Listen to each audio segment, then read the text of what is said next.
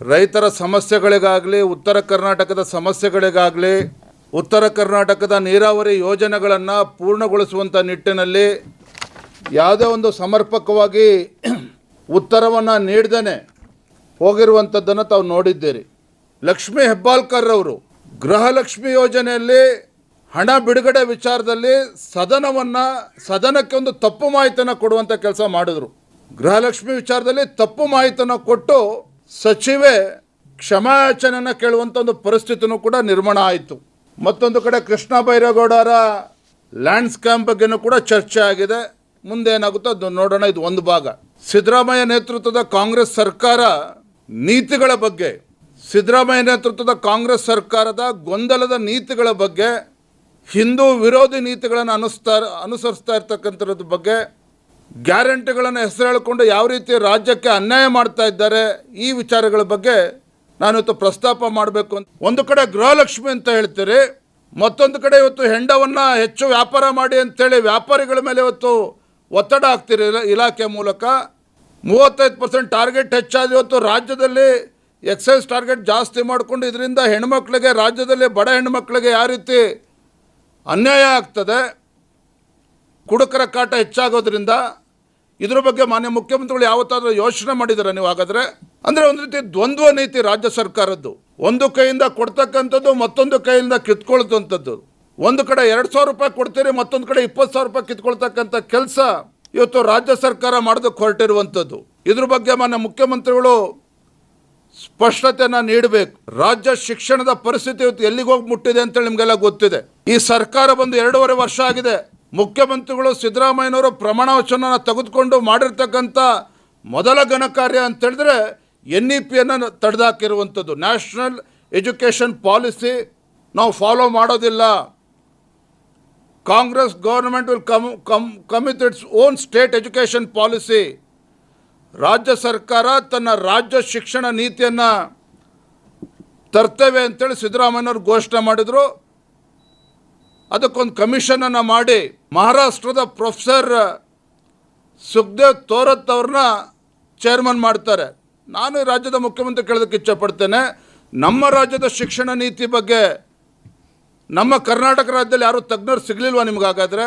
Professor Sukhdev ತೋರತ್ ಏನಿದ್ದಾರೆ, is A economist, is A educationist. ಅವ್ರ ಬಗ್ಗೆ ಗೌರವ ಇದೆ, ನಾನು ಅವ್ರನ್ನ ಟೀಕೆ ಮಾಡ್ತಾ ಇಲ್ಲ.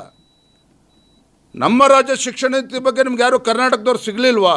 ಇವತ್ತ್ಯಾಕೆ ವಿಚಾರವನ್ನು ಎತ್ತಾ ಇದ್ದೇನೆ ಅಂತ ಹೇಳಿದ್ರೆ, 2.5 ವರ್ಷ ಆದರೂ ಸಹ ರಾಜ್ಯ ಸರ್ಕಾರ ಯಾವುದೇ ಒಂದು ಸ್ಪಷ್ಟ ಶಿಕ್ಷಣ ನೀತಿ ಇಲ್ಲದೇ ರಾಜ್ಯದ ವಿದ್ಯಾರ್ಥಿನಿಯರಿಗೆ, ಮಕ್ಕಳಿಗೆ ಇವತ್ತು ಅನ್ಯಾಯವನ್ನೇ ಕಾಂಗ್ರೆಸ್ ಸರ್ಕಾರ ಮಾಡ್ತಾ ಇದೆ. ಇವತ್ತಿಗೂ ಕೂಡ ಸರಿಯಾದ ಯಾವುದೇ ಶಿಕ್ಷಣ ನೀತಿಯನ್ನು NEP-ನೂ ಫಾಲೋ ಮಾಡ್ತಾ ಇಲ್ಲ, SCP-ನೂ ಕೂಡ ತರದೇನೆ ಇವತ್ತು ಮಕ್ಕಳಿಗೆ ಇವತ್ತು ದ್ರೋಹವನ್ನು ರಾಜ್ಯ ಸರ್ಕಾರ ಮಾಡ್ತಾ ಇದೆ.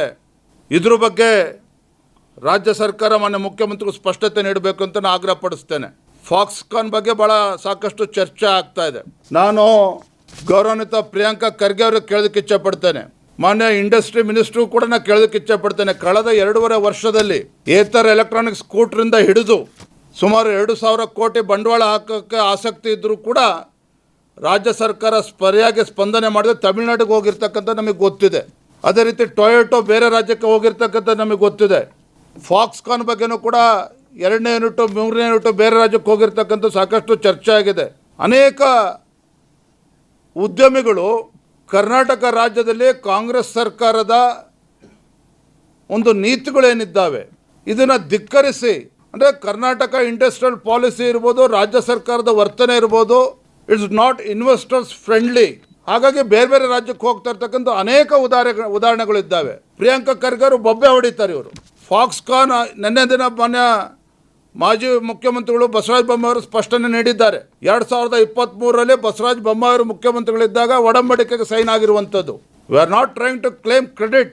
ಆದರೆ ಯುವಕರಿಗೆ ಉದ್ಯೋಗ ಸೃಷ್ಟಿ ಮಾಡುವಂಥ ನಿಟ್ಟಿನಲ್ಲಿ ರಾಜ್ಯ ಸರ್ಕಾರ ಯಾವುದೇ ಒಂದು ಸ್ಪಷ್ಟ ನೀತಿಗಳನ್ನು ಇವತ್ತು ಅನುಸರಿಸ್ತಾ ಇಲ್ಲ. ಇರುವಂಥ ಕೈಗಾರಿಕೆಗಳು ಇವತ್ತು ಹೊರ ರಾಜ್ಯಕ್ಕೆ ಹೋಗ್ತಾ ಇರುವಂಥದ್ದು. ಮತ್ತೊಂದು ಕಡೆ ಇವತ್ತು ರಾಜ್ಯದ ಉಪಮುಖ್ಯಮಂತ್ರಿಗಳು ಧಮಕಿ ಹಾಕ್ತಾರೆ. ಇವತ್ತು ಹೋಗೋರು ಹೋಗ್ಲಿ, ಬರೋರು ಬರಲಿ. ಒಂದು ರಾಜ್ಯ ಸರ್ಕಾರ ನಡ್ಕೊಳ್ತಕ್ಕಂಥ ರೀತಿನ ಇದು, ಸಚಿವರುಗಳು ನಡ್ಕೊಳ್ತಕ್ಕಂಥ ರೀತಿನ ಇದು. ಮೊನ್ನೆ ಅಪಾರ್ಟ್ಮೆಂಟ್ ಅಸೋಸಿಯೇಷನ್ ಅವರು ಮೆಮೊರಂಡಮ್ ಕೊಟ್ಟರು. ಸಹಜ, ಬೆಂಗಳೂರಿನ ರಸ್ತೆಗಳ ಬಗ್ಗೆ ದೇಶಾದ್ಯಂತ ಚರ್ಚೆ ಆಗ್ತಾ ಇದೆ. ದೇಶ ವಿದೇಶಗಳಿಂದ ಬೆಂಗಳೂರು ಮಹಾನಗರಕ್ಕೆ ಬರ್ತಾರೆ. ಅರೆ ಅಪಾರ್ಟ್ಮೆಂಟ್ ಅಸೋಸಿಯೇಷನ್ ಅವರು ಮೆಮೊರಂಡಮ್ ಕೊಟ್ಟರೆ ಅವ್ರಿಗೂ ಧಮಕಿ ಹಾಕ್ತಾರೆ ಡಿ ಕೆ ಶಿವಕುಮಾರ್ ಅವರು. ಅಂದರೆ ರಾಜ್ಯ ಸರ್ಕಾರ ಒಂದು ರೀತಿ ಗುಂಡಾಗರ್ದಿಗೆ ಹೇಳಿದಂತ ಕಾಣ್ತಾ ಇದೆ. ಇದು ಧಮಕಿ ಹಾಕುವಂಥ ಈ ಪರಿಪಾಠ ಹಿಂದೆ ಯಾವತ್ತೂ ಕೂಡ ಇರಲಿಲ್ಲ. ಎಲ್ಲೋ ಒಂದು ಕಡೆ ರಾಜ್ಯ ಸರ್ಕಾರ ಎಲ್ಲ ವಿಚಾರದಲ್ಲೂ ಎಡುತ್ತಾ ಇರುವಂಥದ್ದು. ಭ್ರಷ್ಟಾಚಾರದ ಬಗ್ಗೆ ನನ್ನನ್ನು ಟೀಕೆ ಮಾಡಿದ್ರು. ಏನಾಯಿತು ಮೊನ್ನೆ ದಿನ? ಸರ್ಫರಾಜ್ ಖಾನ್ ಯಾರಿವರು? ಹೌಸಿಂಗ್ ಮಿನಿಸ್ಟರ್ ಜಮೀರ್ ಅಹಮದ್ ಅವರ ಆಪ್ತ ಸಹಾಯಕರು, private secretary to Zameer Ahmed, honourable minister of Karnataka. ಲೋಕಾಗ 14,35,00,000 ರೂಪಾಯಿ ಅವ್ರ ಮನೆಯಲ್ಲಿ ಸೀಸ್ ಆಗ್ತದೆ ಅಂತ ಹೇಳಿದ್ರೆ ಭ್ರಷ್ಟಾಚಾರ ಅಲ್ವೇನಿದು? ನೀವು ಭ್ರಷ್ಟಾಚಾರದ ಬಗ್ಗೆ ಮಾತನಾಡ್ತೀರಾ?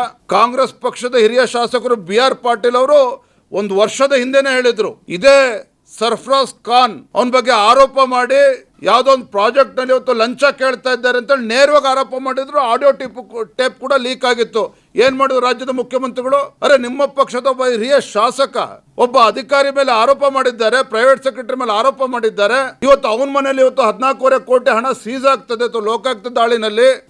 ಒಬ್ಬ ಪ್ರೈವೇಟ್ ಸೆಕ್ರೆಟರಿ ಮನೆಯಲ್ಲಿ 14.5 ಕೋಟಿ ಸೀಸ್ ಆಗ್ತದೆ ಅಂತ ಹೇಳಿದ್ರೆ ಇನ್ ಬೇರೆಯವ್ರ ಮನೆ ರೈಡ್ ಆದ್ರೆ ಎಷ್ಟು ಹಣ ಸೀಸ್ ಆಗ್ಬೋದು ಒಂದು ಅಂದಾಜು ಲೆಕ್ಕ ಹಾಕ್ಬೇಕಾಗ್ತದೆ. ಇವತ್ತು ಇದ್ರ ಬಗ್ಗೆ ಯಾಕೆ ಮುಖ್ಯಮಂತ್ರಿಗಳು ಮೃದು ಧೋರಣೆಯನ್ನು ಅನುಸರಿಸ್ತಾ ಇದ್ದಾರೆ? ಅದಕ್ಕೂ ಕೂಡ ಇವತ್ತು ರಾಜ್ಯ ಜನಕ್ಕೆ ಉತ್ತರನ ಕೊಡಬೇಕು ಅಂತೇಳಿ ನಾನು ಈ ಸಂದರ್ಭ ಹೇಳೋದಕ್ಕೆ ಇಚ್ಛೆ ಪಡ್ತೇನೆ.